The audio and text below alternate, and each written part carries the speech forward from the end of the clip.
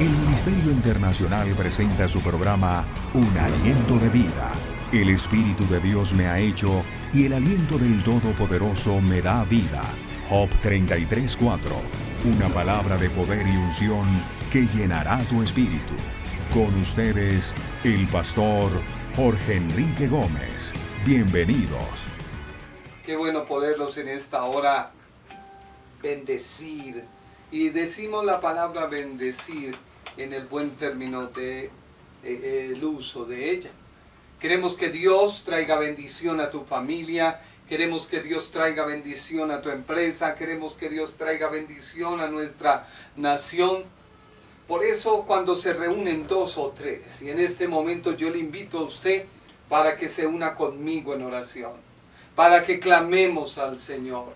No importa la iglesia donde tú estés, no importa el lugar donde te congregues, no te estamos invitando para que formes parte de nuestro ministerio en algún lugar, sino que tú sigas congregándote en el lugar donde estás, pero que también recibas doctrina y palabra de Dios. Por eso te invito a orar. Padre Celestial, ponemos esta noche en tus manos. Colocamos todo lo que suceda en los aires, lo atamos en el nombre de Jesucristo de Nazaret. Pedimos, Padre amado, control por parte tuya, Señor, de todo principado y de toda potestad. Pedimos, Padre amado, en esta hora que tú tomes los destinos de Colombia. Que no permitas que nada malo ocurra, Señor. Que aquellas prácticas que se hacen en lo oculto sean destruidas por el poder de tu palabra. Porque hay un pueblo clamando en esta hora. Hay un pueblo gimiendo en esta hora. Hay un pueblo pidiendo tu intervención, Señor. Por eso venimos a ti. Oh Padre Celestial, venimos a ti, clamamos en esta hora. Y pedimos tu protección. Pedimos tu guía, tu dirección, Padre amado. Oh sí, Rey de la Gloria. Pedimos que tú te manifiestes en cada vida, en cada corazón, en cada colombiano, Señor. Mira a nuestros diligentes. Dales diligencia, Señor. Mira al presidente, al fiscal, al alcalde, Señor. Pedimos dirección tuya, temor tuyo, Padre amado. Que ellos sepan, Padre amado, que están manejando, Señor, un cargo en el cual depositamos un voto de confianza. Oh Padre, colocamos, oh Dios mío, una administración y colocamos como dirigentes, Padre amado. Quizás algunos nos criticarán, quizás algunos nos señalarán por esta oración. Pero Padre, ellos rigen los destinos de nuestra nación. Por eso clamamos en esta hora. Te pedimos a ti una intervención, Señor. Una intervención, Padre amado, poderosa. Una intervención tuya, Señor. Que ellos puedan reconocer que solamente en ti hay dirección. Que ellos puedan hacer como Salomón. Salomón pidió sabiduría a Dios para poder guiar los destinos de su nación. Salomón pidió sabiduría a ti, porque él sabía que solo tú eres el principio de la sabiduría, el temor a ti. Por eso, Padre, mira todos esos lugares altos donde se practica la hechicería, donde se practica el vudú, donde se practica la santería, donde se practica, Padre, todos esos actos. Oh, Padre, destruye todos esos altares. Mira aquellas personas que lo hacen neciamente. Aquellas personas, Padre amado, que lo hacen, oh Dios mío, Señor, buscando y desafiando directamente tu trono. Obra con poder y con gloria. Destruye, Padre amado. Destruye con tu poder y con tu gloria. Destruye, Padre amado, con tu poder y con tu unción, Padre amado. Que pueda venir un refrigerio de parte tuya a nuestra nación. Que pueda venir un refrigerio de parte tuya a nuestra nación. En el nombre de Jesús. Amén y amén. Muchas gracias por estar con nosotros. Muchas gracias por compartir nuestras prédicas, por compartir nuestros mensajes. El único propósito que hay en nuestro corazón es poderte edificar. Y a ti lo que te edifica es la palabra. A ti lo que te edifica es la doctrina. Por eso queremos que tú crezcas en la palabra de Dios. Hemos venido estudiando la carta a los romanos. Hemos dedicado ya 69 sermones a esta carta y estamos detenidos en el capítulo número 8. Y aunque usted no lo crea, es importante que tú tengas claro para que puedas así hablar a otros de qué es el plan de salvación. El apóstol Pablo viene hablándoles a los judíos y a los gentiles que se encontraban en la iglesia de Roma. Ellos habían recibido el mensaje y habían recibido varias corrientes que se movían. Por lo tanto, él necesitaba solidificar, poner sólida esa iglesia. Y es así que, guiado por el Espíritu de Dios, escribió esta hermosa carta, la carta a los romanos. Abre tu Biblia en Romanos capítulo 8, versículo número 29. Romanos 8, 29. Y dice la Biblia: porque a los que antes conoció, también los predestinó, para que fuesen hechos conforme a la imagen de su Hijo, para que Él sea el primogénito entre muchos hermanos. Y el versículo número 30 nos dice: y a los que predestinó, a estos también llamó. Y a los que llamó, a estos también justificó. Y a los que justificó, a estos también glorificó. Hoy, mirando en el Face, encontré la siguiente descripción. Lo vi en BPN, una página, y decía: decir que la doctrina de la elección incondicional se desprende de una forma natural y lógica de la doctrina de la depravación total. Y yo, orando a Dios y analizando, dije: hay un error. Esta persona está reafirmando la postura de Juan Calvino. Y es que todo el titular, todo el argumento decía: la doctrina de la elección incondicional, Juan Calvino, se desprende de una forma natural y lógica de la doctrina de la depravación total, Juan Calvino. Es decir, si el hombre está de hecho muerto, en lo cual estoy de acuerdo, cautivo en el pecado, de lo cual estoy de acuerdo, ciego, sordo, sin entendimiento espiritual e inclinado naturalmente al pecado, entonces el remedio para solucionar toda esta condición debe encontrarse fuera del hombre mismo, esto es, en Dios. Hasta ahí estoy de acuerdo. Nosotros no podemos adquirir nada por nuestras fuerzas, pero sí tenemos la voluntad de decidir si queremos aceptar a nuestras vidas el plan de salvación que Dios ha trazado desde la eternidad para el hombre. Sigo leyendo lo del artículo y decía la persona: en el punto anterior hicimos la pregunta: ¿puede el hombre resucitarse a sí mismo? Y la respuesta inevitable es: por supuesto que no. Estamos de acuerdo.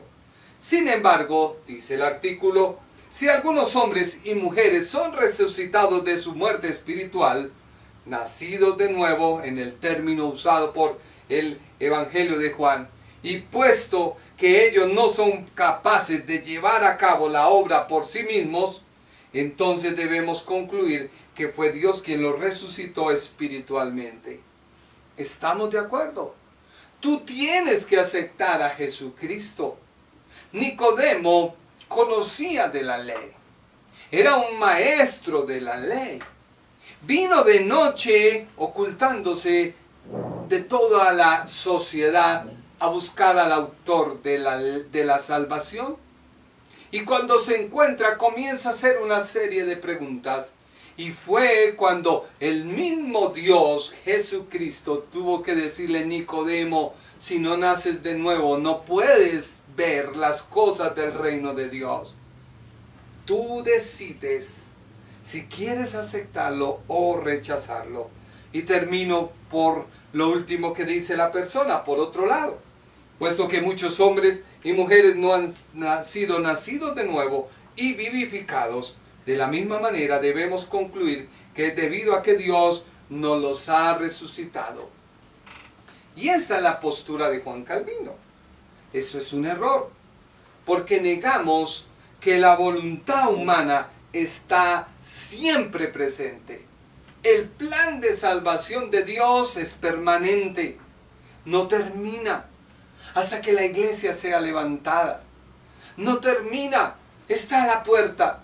Por eso la Biblia dice: estoy a la puerta y llamo. Si alguno oye mi voz, abre la puerta, yo entraré a él, cenaré con él, él conmigo. Es muy diferente a que hubiera dicho el mismo Señor: estoy en tu puerta porque te elegí. Ábrela porque voy a cenar contigo, quieras o no quieras, porque yo te elegí. No. La Biblia es abierta y dice: estoy a la puerta y llamo. Si alguno oye mi voz, dice la Biblia, y la abriere, yo entraré a él, cenaré con él conmigo. Y por último, esta persona remata con el pensamiento netamente calvinista. Si el hombre es incapaz de salvarse a sí mismo, ya que la caída de Adán fue la caída total, y si Dios puede salvar, y si no todos son salvos, dice esta persona, entonces la conclusión debe ser que Dios nos ha elegido para salvarnos a todos. O sea, se contradice. Tú tienes que tener algo claro. Cuando tú le hables a alguien, tienes que saber que esa persona es libre de elegir o no si quiere ir al cielo. Este pensamiento fue el comienzo que dio Juan Calvino para explicar cómo es que Dios salvaba a unos y rechazaba a otros. ¿Qué es la predestinación? Según yo he estudiado, he orado, he aprendido, Dios prepara un camino, Jesucristo, un plan de salvación, un mensaje de buenas nuevas, Jesucristo. Y eso fue lo que el apóstol empezó en la carta de los Romanos a decir: vengo a traerles el mensaje, las buenas noticias, la salvación de Dios para todos. Las buenas nuevas para aquellos hombres que saben que solo aceptando a la persona de Jesús de Nazaret son salvos. Por lo cual ellos, los que creen, oyen y son llamados según la presciencia de Dios, son predestinados. Esto es lo que yo creo. Eso es lo que yo quiero enseñarte. Quizás tú dirás, pero este varón se detuvo en ese tema. Tú tienes que tener las cosas claras, porque tú no puedes creer como las posturas que ampliamente explicamos. La depravación total frente a la depravación parcial. Juan Calvino dice: es que toda la humanidad está bajo pecado, no hay cómo salvarse, todos estamos muertos. Entonces Dios tiene que elegir. Y Jacobo le dice: no, un momento. Sí, todo está en pecado, todos estamos alejados de Dios, pero yo puedo decidir. Lo mismo dice en la elección. Hay una elección incondicional y hay una elección condicional. La incondicional, Juan Calvino dice: nadie se puede salvar a sí mismo. Es por ello que Dios no le importó qué hiciste, te salvó, te rescató, te sacó del mundo. Eso es un pensamiento calvinista. En cambio, Jacobo Arminio dice: no, la elección es condicional, yo puedo rechazarla o puedo aceptarla. Por lo tanto, la expiación, según Juan Calvino, es limitada. Solo Dios murió, envió a Jesucristo por los que eligió. Jacobo dice, no, Él murió por todo el mundo, pero yo acepto o no ese plan de salvación. Yo no te quiero predicar religión. Mira que la religión nos divide. Mira que la religión tiene un punto de vista. Yo quiero hablarte de una relación. Cuando todos nos relacionamos con Jesucristo y queremos acercarnos a Dios Padre, tenemos que mirar la obra de la cruz. Y cuando todos ponemos nuestra ansiedad, nuestros problemas, nuestras vicisitudes ante la cruz del Calvario, encontraremos salvación. Y cuando encontramos salvación, empezamos a clamar a Dios y empezamos a entender que todo lo que hacemos debe agradar a quien me salvó y me rescató. La gracia irresistible predicada por Juan Calvino dice que la persona ve la salvación como algo que le atrae y no puede irse porque Dios lo eligió. En cambio, Jacobo dice no. Tú puedes aceptar o rechazar la salvación. Tú puedes decir no, yo quiero ir al infierno. O puedo decir no, yo quiero disfrutar de esa paz. Lo último es que la salvación es incondicional según Juan Calvino. Dice, la salvación es por elección y punto. Quiéralo o no, Dios te eligió para ser salvo.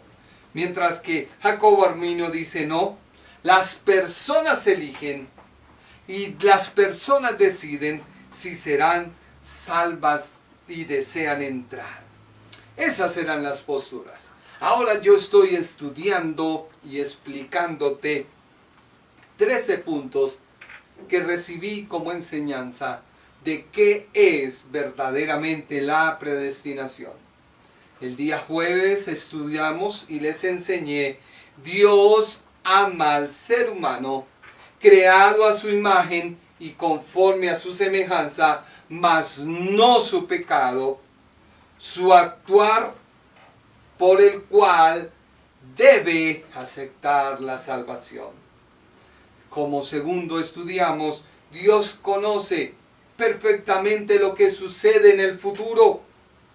A Dios nada se le esconde, a Dios nada lo toma por sorpresa, porque Él vive en un eterno presente. Para Él no hay tiempo.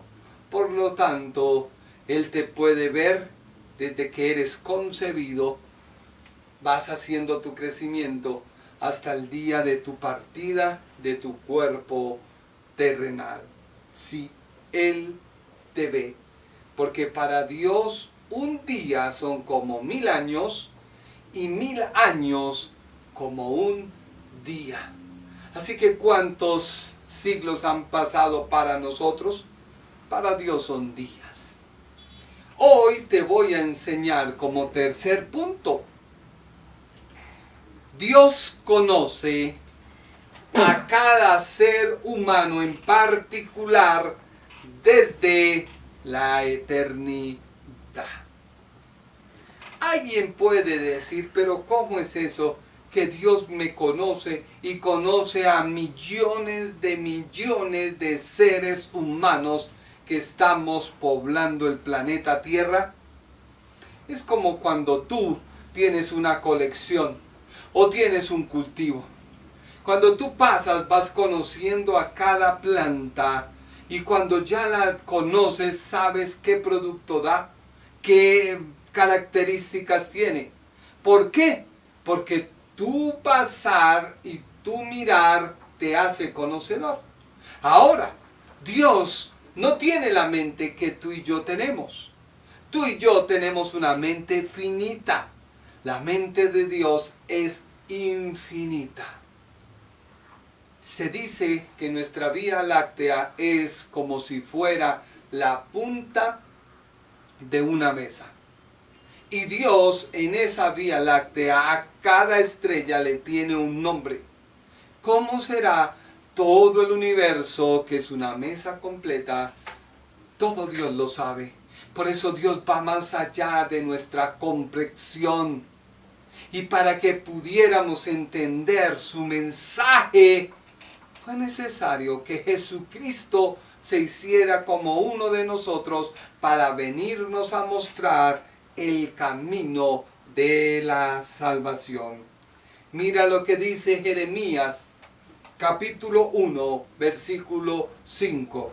Dios conoce a cada ser humano en particular. Sí, desde la eternidad. Dice Jeremías 1:5. Antes de que yo te formara en el vientre de tu madre, ya te conocía. Antes de que nacieras, ya te había elegido para que fueses un profeta para las naciones. Mire que aquí hay dos formas de ver. Uno, antes de que te formara en el vientre de tu madre, ya te conocía. Dios, dice el salmista, que desde el vientre, desde que somos un embrión, mi embrión vieron tus ojos. Por eso nos oponemos al aborto, porque desde que un óvulo es engendrado por el espermatozoide, se genera vida. Y esa vida, desde ahí, debe ser respetada. ¿Por qué? Porque Dios nos ve. Dios dice, antes de que te formaras, yo te vi. Antes de que nacieras, o sea, antes de que pasaran 9 meses, ya te había elegido. Pero esta elección se hace en referencia ¿a qué? A un llamado. A un llamado. ¿Por qué? Dios eligió a Jeremías para que fuera profeta. Dios nos habla de una elección al ministerio más que a la salvación. Porque Jeremías pertenecía a una familia de sacerdotes. Pero en ningún lado de la Biblia se nos habla de que Jeremías haya ejercido el sacerdocio, sino que Dios lo llamó para ser profeta. Así que la familia de Jeremías no vivía muy lejos de Jerusalén, vivían en el reino del norte. Pero la voluntad de Dios fue que Jeremías fuera sacerdote o profeta, un profeta. Por lo cual, él ejerció a muy temprana edad. Era un joven. Y aquí es donde se ve que Dios a quien llama, capacita. Dios a quien elige para el ministerio, le da las herramientas para hacerlo. Por eso tú que me escuchas, amado pastor, debes prepararte, leer, orar. Debes capacitarte. Porque es muy lamentable oír comentarios de personas que quizás han estudiado y han dicho, muéstrame un pastor que yo lo identifico con un vestido de traje y una corbata. Y eso lo dijo un sacerdote muy conocido. Y arde por dentro el santo, lo que hemos recibido, de que nosotros no somos iletrados. Nosotros estudiamos y nos capacitamos. Por eso tú, que has sido llamado al ministerio, prepárate. No saques los versículos fuera de contexto para formar una doctrina sin ningún fundamento. La palabra, cuando se saca de contexto, es un pretexto. Por eso hoy en día la juventud no quiere ver el contexto de las cosas, sino buscan de los contextos argumentos para idealizarse y formar una serie de protestas y de conceptos. Así que Jeremías fue un profeta joven, sí, fue un profeta joven, que fue llamado a iniciar el ministerio y él objetó mucho a Dios. Le dijo, yo soy joven, no tengo experiencia para esta tarea. Y Dios, ¿qué le dijo? Es que tú vas a ser mi profeta y tú vas a hablar lo que yo te diga y tú vas a decir lo que yo te mandé. Y eso es lo que la iglesia hoy en día debe tener presente. Mira lo que dice Gálatas 1:15. Vámonos a otra porción de la Biblia. Te estoy hablando que Dios conoce a cada persona, a cada ser humano, lo conoce desde antes de la eternidad. Gálatas 1:15 dice, pero Dios me amó mucho y desde antes de nacer me eligió para servirle.